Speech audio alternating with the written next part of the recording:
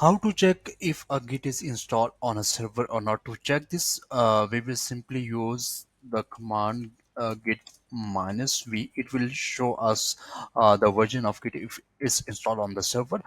For now, it's not installed on this machine. We have CentOS machine right now.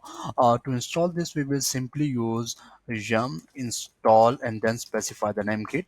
It will basically install that package on our machine. It's asking for confirmation. We will press yes. Yeah, it will simply install all the package. After the installation of all the packages related to the Git, it will then we will simply run git minus v. It will show us the current version that's being that's installed on the machine on Linux.